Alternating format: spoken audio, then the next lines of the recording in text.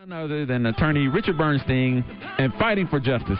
Horace, it's such a great pleasure to be with you. We have an incredible show today. Yes. Detroit, this is going to be some incredible inspiration. I have to say, Horace, it's funny, I was giving a speech last night in Hartford, Connecticut, and got home around midnight back to the hotel and had to get up at 4 in the morning to catch a 7 a.m. flight this morning so I could be back because I didn't want to miss this guest. Because this is one of the most exhilarating, inspiring people, Detroit, that you are going to love to hear. Let me just give you a little bit of a background on our guest, and then she's going to fill us in and kind of go from there. And I think when you hear her story, it's just going to take you to a different level altogether. Sheila Skolnick is one of those people you think is a fictional character because it's such a remarkable story that you can't quite believe it would happen. So let me just give you a little background on Sheila. So Sheila was born and really had to struggle through the first part of her life. She spent a lot of time kind of growing up in different housing developments and different housing projects. So from nothing, Horace, she went out and went into sales. And she really developed an incredible company from nothing. Remember, this is a woman who grew up having nothing, being a single mom, and then on top of all of this, she came to realize that there was an industry in hotels. Okay. And if you go to hotels nowadays, you probably see in your room, you see ironing boards. Mm-hmm. You'll see extra towels. You'll see, in many situations, you'll see extra pillows in the rooms that they otherwise didn't have. You'll see the different toiletries that the hotels provide. Well, a number of years ago, these were kind of things that hotels didn't provide and didn't necessarily, they didn't have the extra pillows. They didn't have a lot of these extra things that they all have. And the reason that you see a lot of these amenities in hotels today is because of our guests. How did you decide to go into hotel sales? Well, first, Richard, to really tell my story of how I did what I did is I really need to go back a wee bit to my childhood and explain what made me who I was. As a child, I grew up with many, many different challenges. I had, there were issues in my childhood with my dad and my brother, and then we moved to a community when I was 5 that was extremely violent, and so I had violence in the house and violence outside the house. And in my schools, there was no teaching going on, no learning. I was in a low-income housing projects in East New York, Brooklyn. And we just, because of the circumstances there, no one learned to read or do math or anything. So we were all at the same disadvantage. One day when I was in class, a pipe broke through the ceiling, and they evacuated and condemned the school, and we were all shipped out to different schools. And I went to this, I was in this one middle class income school, and I was sitting in my class, little girl, and all of a sudden this tall, skinny man comes to the door of my classroom, looks in the room, sees me, and tells me to follow him, and so I did. I followed him into another classroom. It was the classroom where all the kids were from the existing school, not coming back from my other school. And the teacher asked me to stand up and read. And I picked up the book, and all I saw were these little tiny itsy-bitsy letters. And I couldn't read it. You know, in my school, we ran See Tom Run, See Jane Run, and I couldn't read. So the teacher told me to sit down, and she had an angry face. And she left, and she came back with this tall, skinny guy, and he did not have a happy face. He told me to follow him. And I did, and they put me in a class for slow or retarded children, I don't know. And there I stayed and still didn't learn to read. So by now, high school comes along, and I'm in a very, very good high school. Tilden High School was one of the best high schools in, I think, New York. And they pass back the books again, and there's my books, small, tiny letters. And I said, that's it. I can't read these books. If I can't read these books, you know, what am I going to do? So I made it a decision to teach myself to read. So I taught myself to read.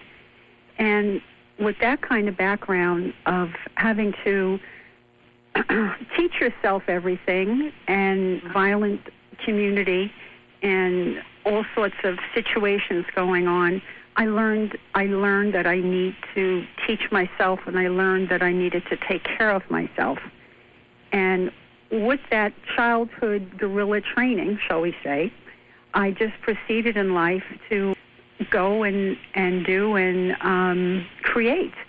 So when I decided that I needed to work, I started working. I'll just go back a little bit. I started working selling door-to-door Stanley Home products. Those were cleaning supplies. And from there, I went to a commercial janitorial supply house, and always working as an outside contractor, never taking a salary. At any rate, I did well. I somehow did well. Then one day I said, gee, I wonder what it feels like to sell in Manhattan. You know, I was selling on Long Island in the small towns, and I just, for whatever reason, decided to go into the city. And I took Penn Station into Manhattan, and I'm going up the escalator, which landed me on 33rd Street and 7th Avenue, and in front of me was the Pennsylvania Hotel, which had, I think, 1,700 rooms. And I didn't know that when I started counting the windows. And the reason that I counted the windows was to see how many rooms and how much product they would need. So when I quoted the purchasing agent, I would know what prices to give them. Well, when I realized that this was not possible to count the windows, I said to myself, this is where I want to be. This is where I want to work. And I went door to door for a year, twice a week, and tried to sell until finally I got my first account. Wait, so you sold? You went. No. Wait, Sheila, you went for a year before you got your first. This is such an important fact. You spent an entire year going door to door before you got your first sale? I did. That's incredible. Tell us more about that. Well, I just knew that this is the place to be. The other 3 days I was working on Long Island, working with the small little properties and small accounts. And those other 2 days I would go into Manhattan and go door to door. The way I got my first of all, I had to learn the industry. I knew nothing about the industry, the lodging industry, and it was a very, very tough industry. And I had to find where the person in the building would buy. And the first place that I broke into, shall we say, was the Grand Hyatt Hotel, which was absolutely gorgeous. And, I was told by the front desk that I have to call on the house phone to call down to purchasing or housekeeping. And I did, and whenever I called, they'd say, come back next week. And so I did, and I kept coming back. And I would see 12, 13 hotels each time I went into Manhattan. And by the way, I lived all the way in Port Jefferson. So the trip door to door, actual door to door, was probably 3 hours each way to get into Manhattan and to get back. So I worked a 16-hour day. But at any rate, I finally said, there must be a way to get into these hotels. So what I did was I went up to one of the guest room floors after being rejected God knows how many times. I says, I have to just go see the purchasing agent or housekeeper because I'm sure there's something I can sell these people. And I went up to a guest room floor, and I found out where the back of the house elevator was, and I went downstairs into housekeeping, and I asked someone, who does the purchasing, because I had to ask, because I knew nothing. And I did. I found the housekeeper, and she looked at me, and I looked at her, and she says, what do you want? And I didn't know. I had never sold to them before. So I looked at her, and I says, what do you need? And this is what I teach everybody. I says, what are you looking for that you can't find, or that you have not good prices on, or that you have a problem with that no one else can sell for you? And she told me. She needed baby cribs, 5 baby cribs by the next morning. And I just looked at her and I said, no problem, I'll get it for you. And I went home immediately. I found the crib store. I paid for the cribs, and I had it shipped, and she got it the next day. So I became the hero, and got her cribs, and her job was safe, because you got to have things in hotels when you got to have them. And so that's how I started. And I started by, solving people's problems, because there was a million vendors, a million suppliers, a million salespeople there wanting to sell to all these problems. So my thing was I would try to solve a problem or get them something they couldn't find. That is fascinating. I mean, it's just, I just have to tell you, we're just riveted by this story because it is unbelievably powerful. I mean, just to recap it, you started from nothing. You spent a year trying to make your first sale, and then you ultimately made your first sale by solving the hotel's problem and then establishing a relationship, and the hotel didn't even know who you were, and this was your first customer, and this is how you started your company. Mm-hmm. Well, once you get one, because if you go to another hotel, they'd say, who are you selling to? So basically I started just by trying to solve people's problems and solve issues, finding better pricing. And also along the way, because when I went through the hotels, I would observe what's going on. I would see issues. I would see problems that other people never saw. And the way that I learned to be observant is because in my childhood, I had to observe everything that went on around me, or else I would not be alive, because I lived in such a difficult, challenging community. And so those same things that I learned as a child, I brought with me into the business world. And some of the things that I started in the hotel industry was the board and organizer in the guest room closet. And Sheila, we have to take a quick news break, but we are riveted by this. We are so grateful for you. You're going to come back right after the break, and then we want to hear more about that, the ironing closet, and a lot of these things that exist in hotels thanks to you and your company. We'll be right back after the news. This is AM 1200 News Talk. Horace H.B. Sanders and attorney Richard Bernstein at 99.9 FM WCHB. Welcome back to Your Voice. This is Fighting for Justice with attorney Richard Bernstein, and we are joined back on the line by Miss Sheila Skolnick. Welcome back to Your Voice. Today's program, I mean, this is incredibly inspirational. Just to recap, for those of you who are joining us, we have a remarkable guest today who I think is an inspiration to a lot of us. And just to recap her story, we have Sheila Skolnick. And just so you understand how remarkable Sheila is, Sheila taught herself to read. She was unable to learn how to read, and she literally taught herself how to read. She grew up in some very difficult neighborhoods and difficult sections of New York, single mother, and then on top of all that, Detroit. The thing that is just remarkable about her is she realized that she was going to go out there and make it happen. She was going to realize that she wasn't going to rely on anybody else, and that her only way of survival was to go out there and find a way to do it. So what did she do? She went and started her own company. Absolutely incredible. And she went into hotel sales. And one of the incredible things about her company is that so often when you travel, you'll see ironing boards, or you'll see extra pillows, or you'll see extra toiletries. You'll see all these different amenities that hotels are offering. Those things have come about, and those amenities are being offered because of Sheila going in and doing this. In Detroit, one of the things that is remarkable about her story, and that we were talking about this at the break because people were completely just amazed by this, was the simple fact that she spent nearly a year, actually over a year, trying to sell.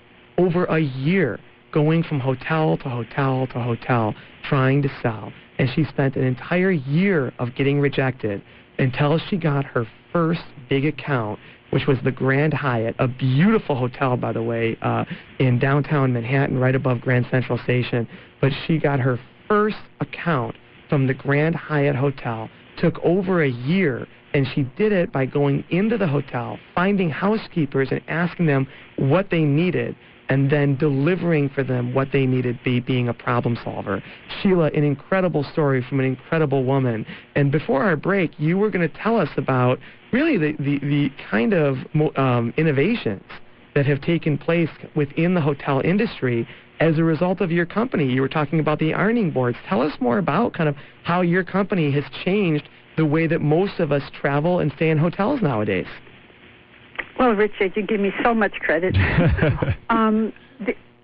The point I'm going to make is the fact that these things that I did bring to the industry were done by just being observant. And that what I did didn't take any huge skills or great training or 14 college degrees. It was just a matter of looking and seeing and seeing what's missing, what's not right.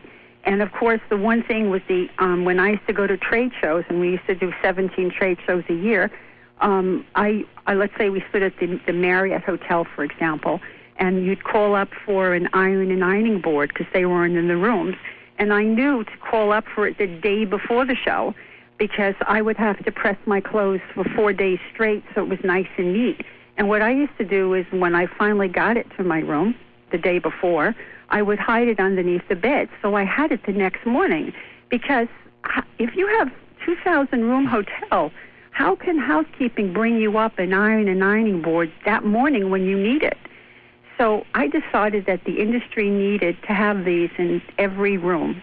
And the way I explained it to purchasing and corporate was that I used to say to them, how much do you spend on your housemen to bring this up every day? Like, how many housemen do you have? And they'd say 4 or 5 or whatever it was. And then I'd say, think how much it costs to pay them just to do that act. And I said, how many bad complaints do you get from your guests? Because they don't have their ironing board that morning when they need to press their clothes. And they said, a lot. And, these are for the business hotels, not for Disney. So corporate decided, based on logical thinking, to put them in all their hotels. And we sold many of those. The other thing was, and this is purely for observation, when I used to go back a house, that's the place where housekeeping and where all the employees are and the utility closets, etc. I used to see all these baby cribs on the floor and splintery and awful. And I would think to myself, my goodness, how could these beautiful, luxurious hotels allow themselves to be so accessible to liability and put their babies in these awful cribs? So I introduced this steel folding baby crib. And before long, that also became standard. And I think it became a standard in California, period. And that was just for observation. And the other thing was, and this is, again, just by observing what's going on around you. And when I talk like this, I do a lot of teaching and training on how I did what I did. After I sold my business, I teach and train. And I always tell them, just look around you. Everything that you need or ever will need is here right now. You just have to look and keep your mind open.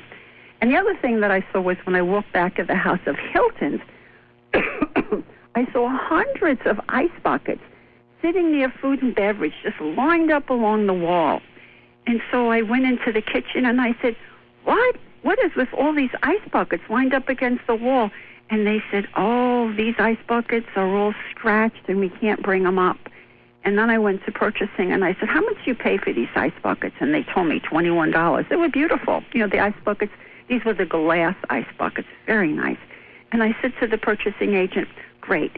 I went and found an ice bucket that was ribbed, like it had a design around it so it would not show the scratches. And so it can be put into the dishwasher. And I said to them, I can sell this to you for $9.95, and it'll stop the problem of all the loss of ice buckets. And my cost was $2.99. So the point I'm making here is, when you go out into the world, you just have to be observant. The definition of an entrepreneur is to find a hole and fill it. And that's really what I did, step by step, just by observing and observing. Business with no money, no knowledge, and no connections. And so many people, they complain, I can't do this because of this, and I can't do this because of that. You can do anything you want to do. You just have to go do it. You have to focus on it and go do it.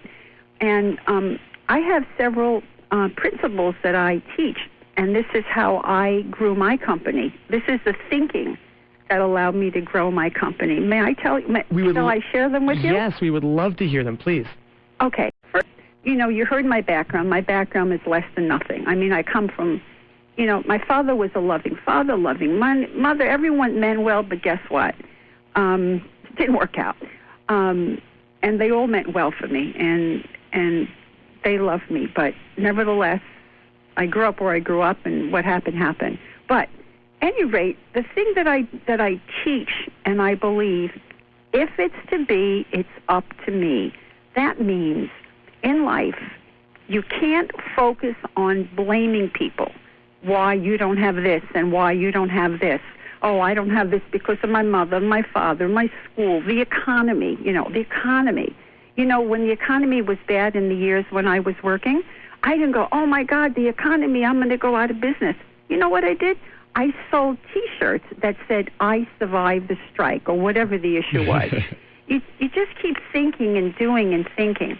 And the other thing that helped grow my business, I had the mentality of saying yes to everything, as long as it was not immoral, not illegal, didn't hurt me or anybody else. And the reason you say yes to everything that comes along, if it meets those 4 criteria, is it takes you down roads of business and life that you might never have gone down. For example, I was at a trade show when I met someone from Mayor Koch's office. He was a mayor 1,000 years ago, by the way. And long story short, they asked me to represent our country in Hong Kong. Now, most people will go, oh, no, I can't. I don't know anything about it, blah, blah. I went, yes. And I had 2 months to prepare. And I went, and I had the most amazing, amazing experiences ever, ever, ever. So that's my thing about say yes to everything. And the next thing I want to tell everybody is what the meaning of no is. And the meaning of no, when someone says no to you, yes, it does not mean no. It means that you did not explain yourself correctly, that you got to do it again. If a customer says to you, no, I don't need anything, he doesn't mean no. It's your responsibility to figure out what he needs and goes back to him again. When I was going through the hotel, I would stop in at the different departments, housekeeping, purchasing, and they all used to say, go away, go away, go away. And I used to go away, but I used to come back consistently. And then I learned to come back and not walk in their office, but just stand outside very quietly and say, is there anything you need that you don't have, a better price that I can possibly help you with? And they'd say no. So we went through this whole process. And then I said to myself, when I go back again to these people, I'm still not going to go in their office, but I'm going to tell them a quick, short joke. So I told them a quick, short joke, and of course I told everyone that day, because I would see 13 a day, so every week I'd see 26, but whatever. I told them the quick, short joke, they would laugh, and I would leave. And when I came back again, I was no longer a threatening person. So they finally let me in the door. And by the time they let me in the door, I sold to every 5-star hotel in Manhattan, and I sold to just about every single chain in the country and hotels around the world. And the other thing is, which is very important, since I was not funded or I was an unknown, I was very honest. I did the right thing. People knew I did the right thing. Even when customers bought things and they changed their minds, I took it back, even though I would have to take loans out. Of course, loans, I couldn't get credit. I did it on credit cards at 21%, but I did it anyway. Sheila? We're going to come right back, Sheila. And we want to hear some more of these concepts, because I got to tell you, these are things I'm going to really listen to and follow, because these are fabulous. So we're going to be right back, Sheila. Don't go anywhere. And Detroit, don't go anywhere else, because honestly, this is some really powerful information that we're getting. So we'll be right back. This is AM 1200 News Talk and 99.9 FM WCHB.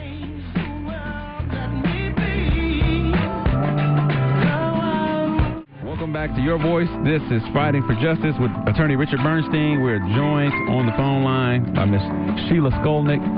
Welcome back, Sheila. Remarkable show today. And Sheila, the response has been overwhelming, and we're hoping that you will agree to come back on the program in the next couple of weeks, and that way we can handle a lot of the calls that are coming in. And just to give our city just a quick recap, because we really want to have Sheila come back again and join us over the next couple of weeks to talk about entrepreneurialism.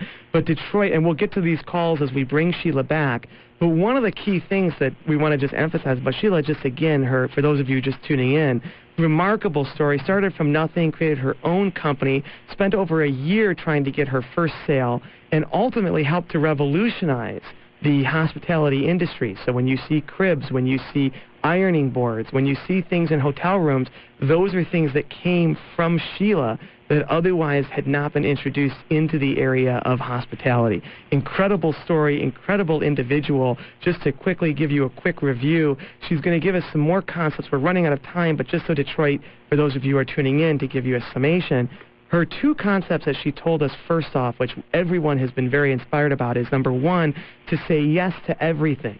If you're in a new environment or in a new situation or a new circumstance, say yes to what that person is offering you, so long as it's moral, so long as it's ethical, and so long as it's not illegal, because you never know what's going to come out of that. So if a customer or it says, hey, can you do this or can you do that, and you don't have the experience with it, Sheila gave us the example of Ed Koch asking her to go to Hong Kong to represent New York in Hong Kong. She went and did it, even though she didn't have international experience. She went and did it because she thought it would be a great opportunity. She learned the industry. She learned the area. She made it happen. The other thing that I think is very important that I thought was fantastic is, and this is what I think people are really moved by, is no does not mean no when you're in sales. It simply means that you didn't, it simply means that you weren't able to express yourself correctly.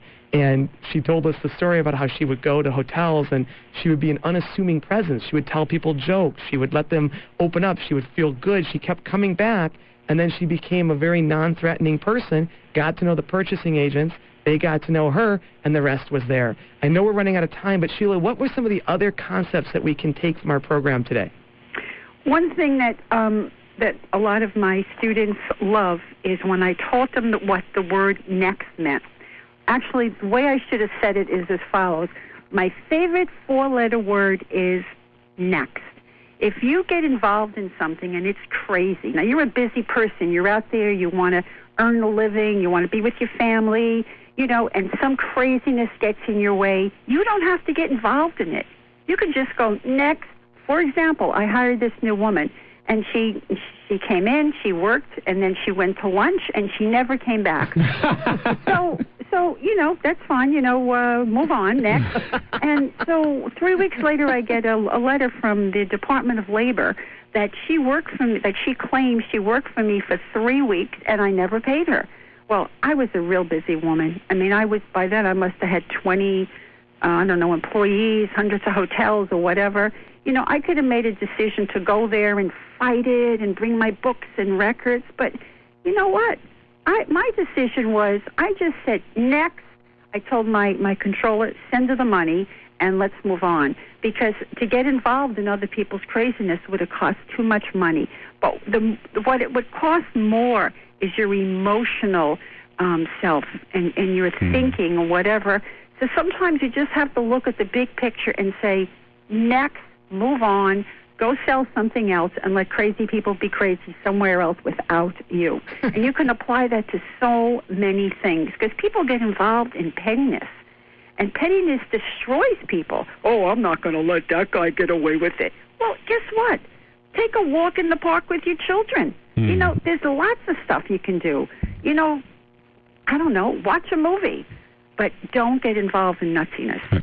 Thank you so much, Ms. Skolnick, for joining us today. Outstanding. We are so great. I want to tell you, hasn't this been incredible? I mean, this is a kind of program people I think are going to walk away really having learned something. And Sheila, we really are going to have you come back, and you're going to take some calls next time. But we were so captivated by your story, we didn't get to any of the calls today, and people have a lot of questions for you. So we're hoping you'll come and join us again. I would love to, Richard, and you are so kind. I love hearing the stories you tell about me. Good. Well, thank you, Sheila.